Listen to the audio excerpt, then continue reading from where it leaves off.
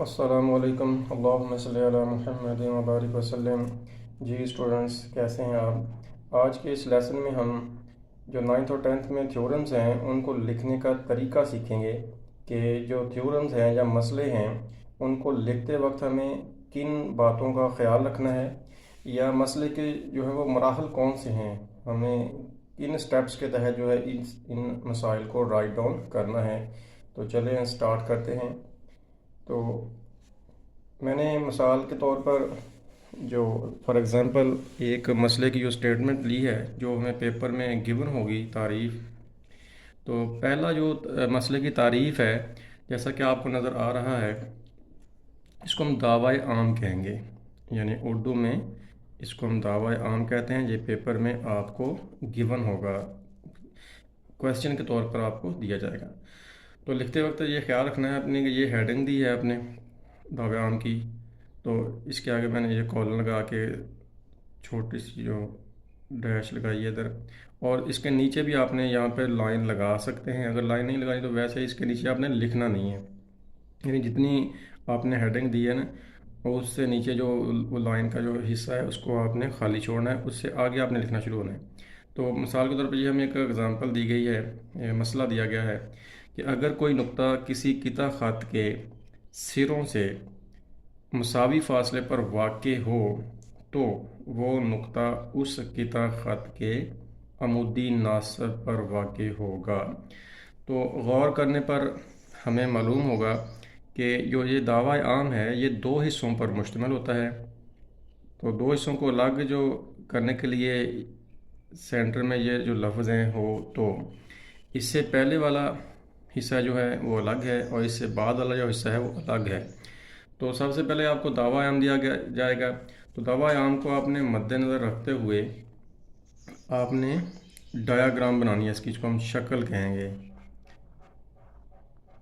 شکل کے باقاعدہ نمبر ہوتے ہیں، اگر آپ نے جو ہے ڈایاگرام نہیں بنائی، ویسے ہی مسئلہ رائٹ ڈاؤن کر دیا تو آپ کو پورے نمبر نہیں ملیں گے۔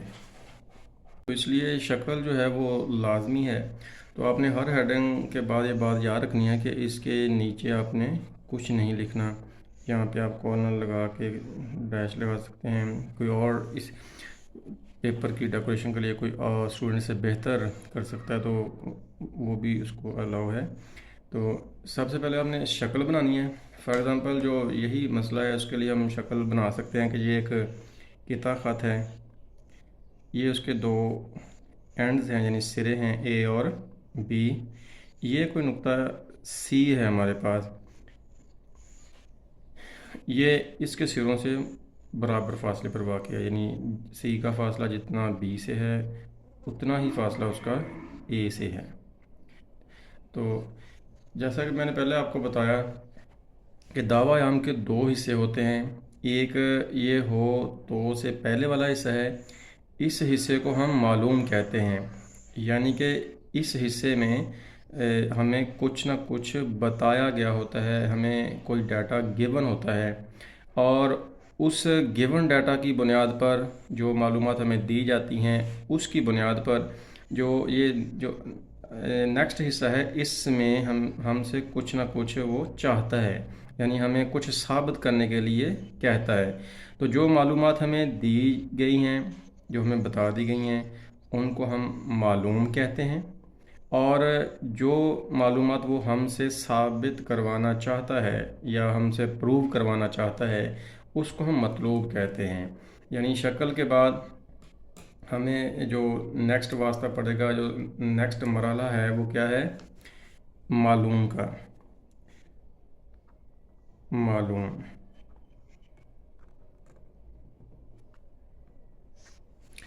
تو اس میں آپ نے کیا کرنا ہے کہ جو یہ پہلی والی معلومات ہے اس کو ہم نے یہاں پر رائٹ ڈاؤن کرنا ہے، وہ آپ الفاظ کی شکل میں لکھ لیں یا اس کو میتھمیٹیکل فارم میں لکھ لیں یا دونوں اشکال میں لکھ دیں تو وہ بہت ہی بہتر ہے، تاکہ پیپر چیک کرنے والے کو، ٹیچر کو یہ پتہ چل جائے گا کہ اس کے معلوم کی بخوبی آگاہی ہے، اس نے کسی سے دیکھ کر نہیں لکھا بلکہ اس کو خود اس کے اوپر گرپ ہے۔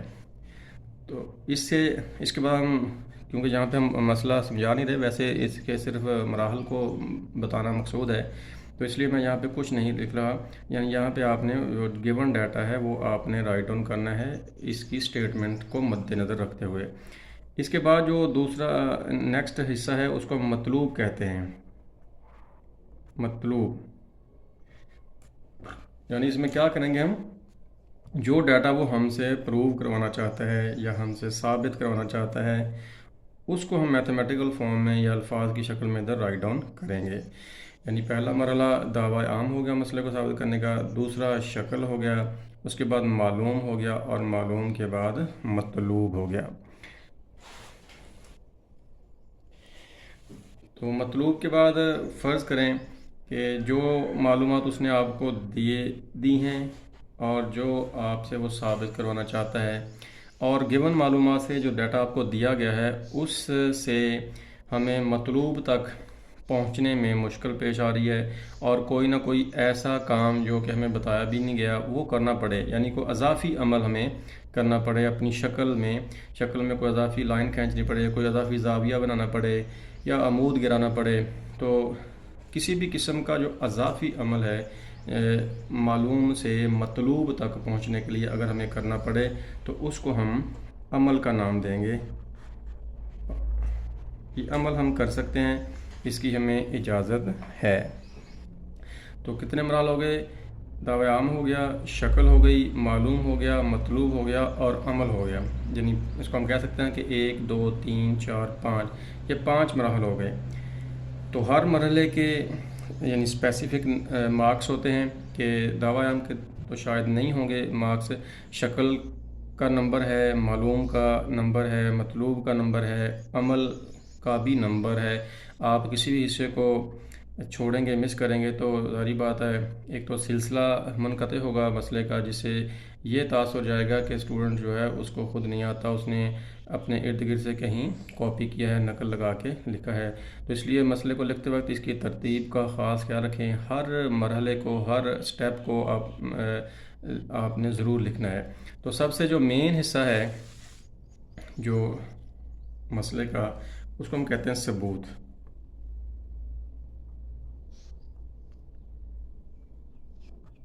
ثبوت 2 حصوں پہ مشتمل ہے. ایک حصے کو ہم کہتے ہیں بیانات اور دوسرے حصے کو ہم کہتے ہیں دلائل. اس میں ہم نے کیا کرنا ہے کہ اس حصے میں ہم کیا کریں گے، ہم معلوم سے شروع ہو کر ہم مطلوب تک پہنچنے کی جتنی بھی جو بحث ہے، جتنے بھی مراحل ہیں وہ ہم اسی حصے میں کریں گے. یعنی ہم نے معلوم سے مطلوب تک پہنچنے کی جو منزل ہے وہ اس اپنے جو آخری مرحلہ ہے ثبوت میں طے کرنی ہے.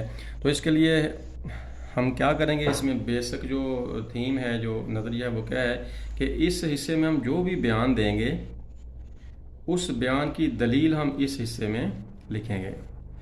مثال کے طور پر فرض کریں ایک بندہ کہتا ہے جی چینی جو ہے وہ 100 روپے ہو گئی، 100 روپے ہو چکی ہے، یہ اس کا بیان ہے. اب لوگ اس سے پوچھیں گے دلیل کے طور پر کہ آپ کو کیسے پتہ ہے، تو وہ دلیل کے طور پر کہہ سکتا ہے کہ میں نے آج اخبار میں پڑھا ہے، یا میں فلاں جو کریانہ سٹور ہے وہاں سے 100 روپے کلو چینی لے کر آیا ہوں. یعنی اپنے بیان کو ثابت کرنے کے لیے، سچ ثابت کرنے کے لیے دلیل کے طور پر ہم یہاں پہ کوئی نہ کوئی یعنی اسٹیٹمنٹ لکھیں گے. جو بھی ہم ادھر دلیل دیں گے یا بیان دیں گے اس بیان کی دلیل ہم اس حصے میں لکھیں گے. تو یہ جو ہمارے مسئلے کا جو آخری مرحلہ ہے اس میں ہم معلوم سے شروع ہو کر مطلوب تک اپنی ساری منزل طے کریں گے. تو اسٹوڈنٹس یہ جو ہیں وہ 6 مراحل ہیں، یعنی کہ نمبر 1 ہو گیا، یہ نمبر 2 ہو گیا، 3 ہو گیا، 4 5 اور 6. یعنی مسئلے کو لکھنے کے 6 مراحل ہیں، 6 سٹیپس ہیں. ان سب مراحل کے سبھی سٹیپس کے اپنے مخصوص نمبر ہوتے ہیں. تو اس لیے ضروری ہے کہ پورے مارکس اگر آپ لینا چاہتے ہیں تو یہ 6 کے 6 سٹیپس جو ہیں یہ انتہائی احتیاط کے ساتھ، صفائی کے ساتھ اور اچھے طریقے سے اور ترتیب کے ساتھ لکھیں، اس میں کسی قسم کی غلطی نہ ہو. اگر آپ کو ہماری یہ ویڈیو پسند آئی ہو تو اس کو لائک کیجئے اور ہمارے چینل کو سبسکرائب کر کے اس ویڈیو کو شیئر بھی کیجئے تاکہ جو مزید اسٹوڈنٹس ہیں وہ اس طریقے سے آگاہی حاصل کر سکیں۔ تو اپنا خیال رکھیے گا۔ اللہ نگہبان۔ السلام علیکم۔